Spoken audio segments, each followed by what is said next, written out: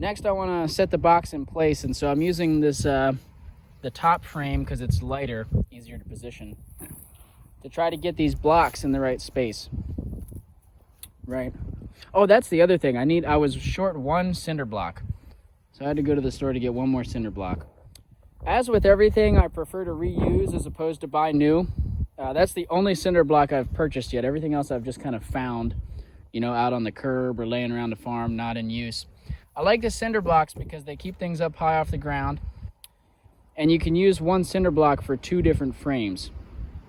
Right, so this block is supporting that one and this one. And you can see that block's in about the right spot. I need to put this one here. It's probably tough to tell from this angle, but the soil is kind of mounded up a few inches there, so I'm gonna have to take a few scoops off to get the, I'm just trying to get it, I'm not gonna put a level on it, but I want it to be roughly flat.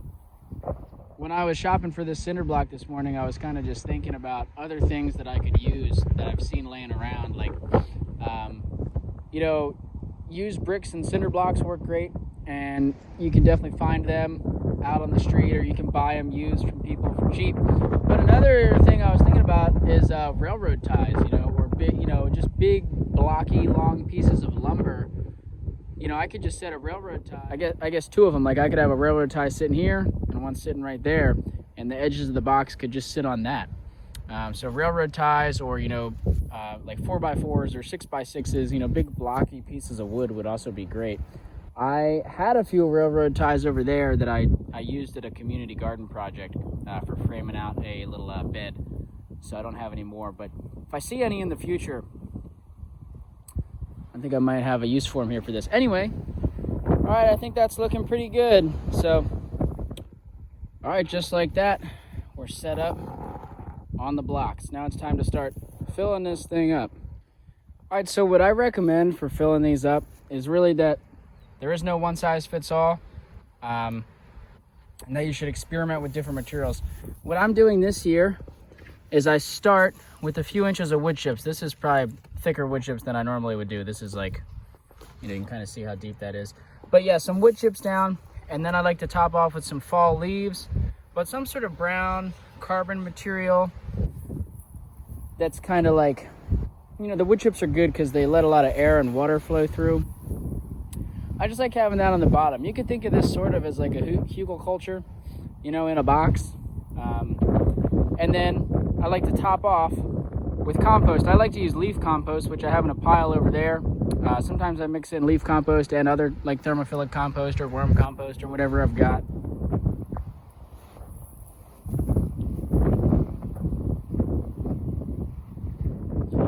I tend to add a few shovelfuls of native soil, not a lot, just a little bit, to get some of the native microbes and minerals in there mixed around. But you could try other things. You could try, if you have potting soil, you could do that. If you make your own potting mix, that would work great. You could try adding more native soil. Depending on how much clay you have, I get a little worried about compaction, but if you have sandy soils, maybe that you could try that. You could try sand, mixing in sand, biochar. I would just go with whatever you have on hand, try it and see if it works, If the plants do really well, try tweaking that a little bit next time. If the plants don't do well, tweak it. Either way, just you're adjusting as you go based off the feedback that you get, from the plants are really telling you what you're doing right and wrong. Just real quick, here's another example of a smaller box I built out of scrap wood. I'm gonna be starting mostly berry seeds and things in here, real small seeded things. And I have this one just sitting on pieces of wood. So we'll see how that goes, as opposed to blocks. If you're familiar with starting seeds or doing anything with potting up plants and potting soil, there's some similarities here, even if you're not using potting soil. So one of those things is that it's difficult to get this material hydrated after you've stacked it all up really tall. So this has been sitting out in the rain, so it's a good moisture right now for me, and we're gonna get a lot of rain throughout the rest of the, the next month. There's a lot of rain coming. We're still kind of in the wet season here. So I'm not worried about wetting this stuff down as I go. But when I built some of these other boxes in the fall, we had a very dry fall, and the material I had been under a tarp. So I was adding water as I went. Every several inches I was splashing in some water to try to hydrate the material, which is something a lot of people do you know, when they're starting seeds, mixing up potting soil for potting up plants, is you kind of hydrate it beforehand and then you pack the pots in. It can be helpful to do that. The other thing is that this stuff is going to compact a little bit on its own. You want to prevent excessive compaction, but there's going to be some settling out over time. This stuff, you know, when you're scooping it out of a pile, you're adding a lot of air. Like when you turn a compost pile to add oxygen, you're adding air to this material. So it's good to every now and then just go in and kind of just pack it down lightly with your hands. You don't have to go crazy. Again, you don't want it really compacted, but this will help you get more material in, as opposed to if you just filled it to the top without packing it down and then it's settled a bunch, but your seeds are already in there. You don't want to add a ton of material on top of your seeds later on, because you want them to be able to sprout and not be super suffocated. You know, they can sprout through some amount on top of them, but not a lot. So I like to pack it down a little bit first. And for example, even with a little bit of packing down, all of these beds were full to the top a few months ago, and you can now see we're a few inches down from the top. So there's still been some settling going on here. So it could have been more had I not packed this down. And maybe I should pack it down more in the future. I don't know. I think it's okay. But just some considerations as you're going, filling these up. You know, I tell you what though, leaf compost is a wonderful smell. I love the smell of leaf compost. If you know what I'm talking about, you know. If not, you should go smell some leaf compost. Stuff smells really good. I think at least part of what's going on there is that there's bacteria in good compost and in healthy soils that actually help you produce serotonin. I think there's been some studies on that. So that's at least a little bit of what's going on when you smell that compost or soil and it's like, oh yeah. All right, so I kind of skipped the seeding on this bed because I was seeding in some really, really small seeds, various berries and just small seeds. I guess some pine trees and stuff is in here too, and they're very small seeded. And it's windy today. I didn't want to lose the seeds, and I really wanted to focus. So I didn't film that part, but I wanted to talk about the fact that small seeded stuff really can't poke through mulch. You know, the seed is small. It has very limited amounts of energy. And also, some of these small seeds require sunlight to germinate. And so I just scatter them on the surface. You can see this is the bare compost here. I dusted in some sawdust. You can see just hardly a dusting of sawdust. And then I put these pine needles on top because sunlight will filter through the pine needles. And the pine needles should be easy for the little seedlings to poke through. They should be able to get their green leaves up very quickly right here, start photosynthesizing in the partial shade underneath these pine needles. Hopefully I didn't put on too many pine needles. It'd be easy to take them off if I have to, but I want some sort of protection on the soil to prevent excess compaction throughout the rest of the winter and spring rains, but I don't want to smother the seeds. So I'm kind of trying to find that balance. I figured pine needles maybe is a good way to do it. But like I said, maybe it's too many pine needles. I'm not sure. We will find out. I might wind up removing these in the spring. I don't know. I got to think about it some more. But for now, that's what I'm doing. And we're going to move on to this bed, which I think I'm going to plant in persimmon seeds. I have to go get my persimmon seeds out of storage. So I think I've talked about this in other videos, but I have most of my persimmon seed, as well as walnuts and things, stored in 5-gallon buckets, buried in the wood chips. They have holes drilled in the buckets, and there's this screen on top to protect the seeds. So I got to go through my notes and see which one of these buckets has the persimmon seed, pull it out, and then we're going to plant some seeds in that other big air prune bed. So my preference is to plant the entire box in the same species of trees. It just makes it easier in the fall to not get things mixed up when you go to transplant them out somewhere, especially when you have as many boxes as I have. It's easy to lose track of what's, you know, when the leaves are on, it's very easy, and you can use the bark to identify things, certainly, but it's just easier if one bed is all one stuff. Now, if you have, you know, deciduous and evergreen in the same box, okay, you can tell a pine tree from a persimmon tree any time of year very easily. So stuff like that, you know, I'll mix up.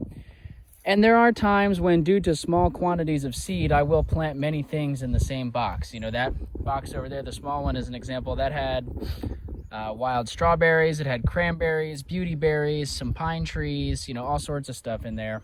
I think this bed was the same. I have it written down somewhere in my notes, but there's like Osage orange, trifoliate orange. There's probably some acorns, hickory, you know, maybe even some persimmon.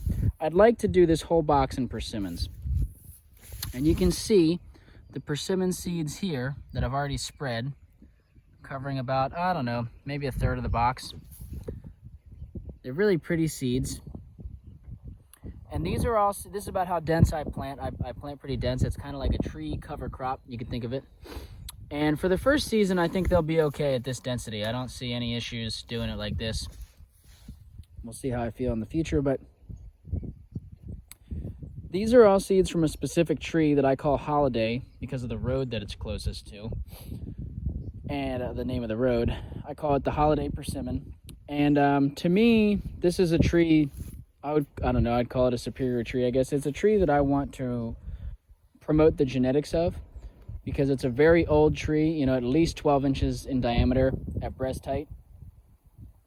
And it has really good fruit, you know, it produces a lot of fruit that are big, you know, like golf ball sized fruit that are maybe a little smaller than golf ball, but almost golf ball size, that are very full, very tasty, you know, lots of big healthy seeds. It just seems like a quality tree. So I'm kind of trying to keep that one separate. I have these screws put in here denoting that this is the edge of the Holiday planting. So if I take stuff, you know, if I go a few inches over and take everything from here to the side, I can be confident that those are Holiday. You know, I won't collect right up to the screw just because, you know, I'm going to plant other stuff right here up against it, other varieties of persimmon. But I'll denote in my notes what this screw means. Draw a little map, and that way I'll be able to select Holiday persimmon seedlings for some plantings here. You know, maybe I'll offer them to people separately. I'm not sure. Then I have persimmon seeds from multiple trees. Now there are some Holiday persimmon seeds in here, but there's also seeds from many other persimmons in our area that were, you know, either younger or not the same quality of the Holiday, but I wanted genetic diversity, so I'm collecting from lots of trees. So I'm going to plant them next. Now I have mulch on the top of most of these buckets, so I'll just pick this up, kind of sprinkle it. You know, there could be some seeds in the top of this mulch, and I don't want to contaminate that side over there. So we'll just, it's not going to hurt to have some mulch down. You can see some of the seeds poking up there. And then you just kind of like tilt the bucket on its side. Dump a lot out like that. You can see the seeds all in here. And I'm just gonna start spreading it out. Get an even coating of seeds. And there's some compost mixed in. All right, well, just like that, we're all full of persimmon seeds all the way across. So that's what I do for pretty much all types of seed. You know, in the same bucket that the persimmon were stored in, this big bucket, you can see the persimmons down there. I also had walnuts in the top. So, you know, if I was planting walnuts, I would plant them real thick, real close. And yeah, so that's what we're doing. Got a lot more boxes to build because I got a lot more seed buried. Might do some in the ground beds over here. We'll see. But that's kind of the gist. So I'm going to get a little bit of mulch. These persimmon seeds are larger. They should have enough energy to poke through an inch or two of wood chips. So I'm going to scatter some wood chips on the top and then call it done. Ta-da! Done.